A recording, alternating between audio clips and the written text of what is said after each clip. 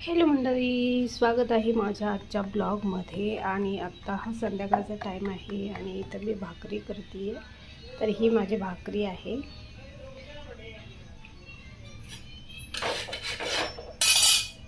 तर मी संध्याकाळी किती भाकरी करते ते तुम्हाला सांगणार आहे.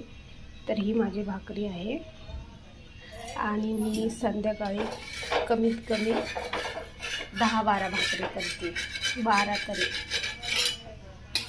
तर ह्या भाकरी सोबत कोणती भाजी आहे, तर ही भाजी आहे.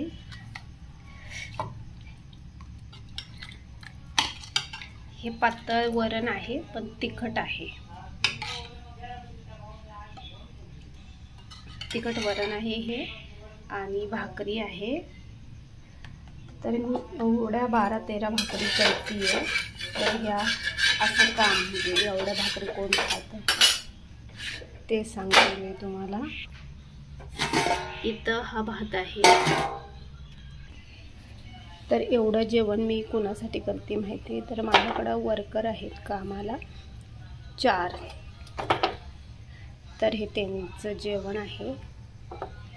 तर ते सकाळी जेवण करून जातात, दुपारी डब्बा घेऊन जातात आणि संध्याकाळी पुन्हा घरी येऊन जेवण करतात. तर हे जेवण जे बनवायचं असतं त्याची जबाबदारी माझ्यावर आहे.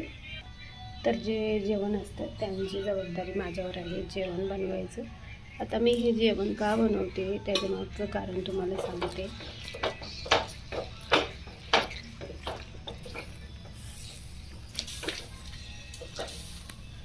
तर त्याच्या मागं असं कारण आहे का, समजा 4 माणसांचा महिन्याचा खर्च जर 10,000 जात असेल किराणा, तर त्याच्यामध्ये माझ्या घरची सुद्धा, माझा नवरा, मी आणि माझा मुलगा जेवण होतो 10,000 किराण्यामध्ये.